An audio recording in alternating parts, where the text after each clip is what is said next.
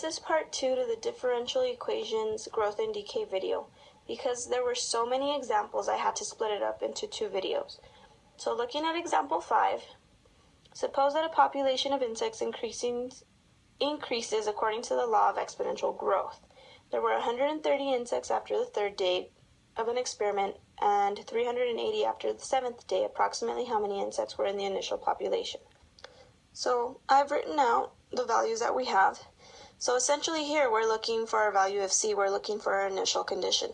So what we're going to do first is we're going to use our first value and we're going to try to solve for C. So 130 is equal to CE to the 3K. Try to get C by itself, so we'll divide by e to the 3K.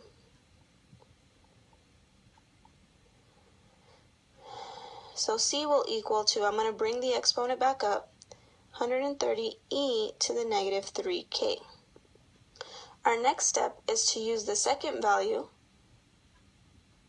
380 equals 130, no.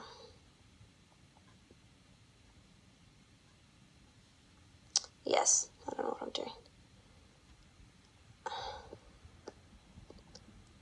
130 e to the negative 3K times e to the 7K, because I substituted in the value of C. Well, first I'm going to combine my exponents, which would then give me 130 e to the 4K equal to 380. Divide by 130. Take the ln divided by 130 equals 4K. Divide by 4.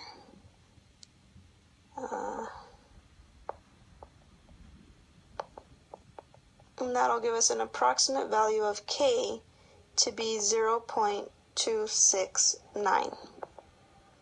So now we know that K is equal to 0.269.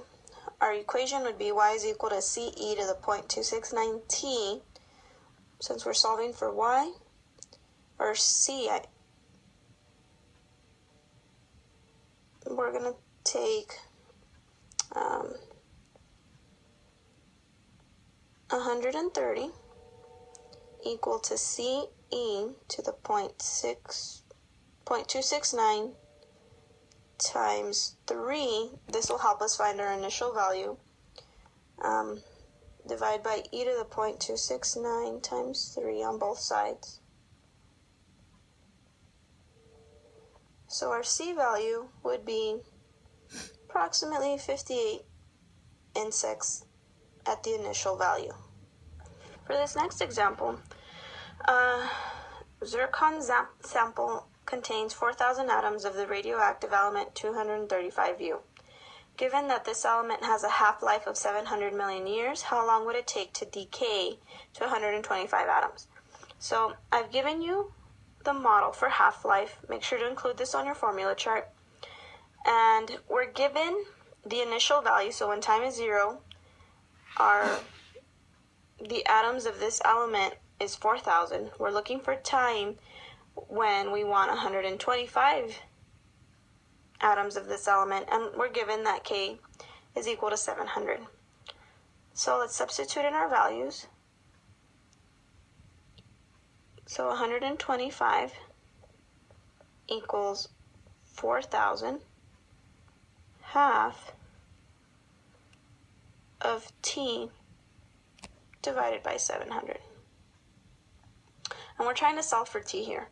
So divide by 4,000. And then we're going to take the ln of both sides because this is still exponential. So ln of 125 divided by 4,000 is equal to the ln of half of T over 700. So what ends up happening is this is an exponent of a natural log So that's going to be sent to the front of our function. This here is the division of logs, so we're going to separate them.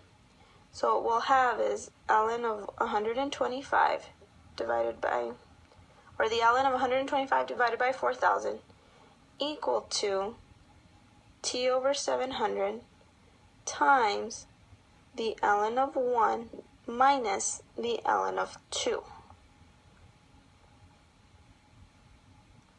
So then what happens here, ln of 1 we know is 0. So what we're going to do is we're going to divide by negative ln of 2 on both sides. So we end up having is ln of 125 over 4,000 divided by negative ln of 2, and that's going to equal to t over 700. When we substitute this part into the calculator, we end up with a nice number of 5 is equal to t over 700, cross multiply. So we get a value of t is equal to 3,500 million years. Okay, last example. John Napier was the mathematician credited with the invention of logarithms. He was also the first person to answer the question about monetary investment growth. So if money compounds at a rate proportional to the amount you now have, that's important, and you invest money at a 5% interest, how long will it take $100 to grow to $1,000? You're given the initial value, you're given the final value, and you're told that the rate is proportional to the amount you have now. So we know that this is a model of exponential growth. So we're going to take the integral of this, which would give us our final amount will be equal to our initial amount, e to the kt. So what we're going to do now is use the values that we have. So 1,000 equals 100, e to the kt, and try to solve for t. So divide by 100. We end up with 10 equals to e to the kt.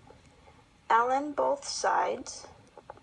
So we have ln of 10 is equal to kt divide by k, which we don't know yet, and that would give us our value of t. So now let's find k separately. We know that we'd be investing money at a 5% interest rate. So let's say that we have $1, 5% interest rate, that would give us $1 with 5 cents. And it would be e to the k. So since we're not talking about time in this portion, we're trying to solve for k. So divide by 1, which isn't really going to change anything, so 1.05, or the ln of 1.05, because we're trying to solve for k, because we're going to use that in the previous equation we had. The problem asks us to find time to determine how long it would take $100 to grow to $1,000. So using this here, my bad. Using this portion here, we now know that k is ln of 1.05. So we substitute that in, plug that into the calculator, and if it's paid annually, that would give us approximately 48 years for $100 to grow to $1,000 at a 5% interest rate. So I hope that these videos have helped you understand growth and decay of differential equations. And I shall see you soon.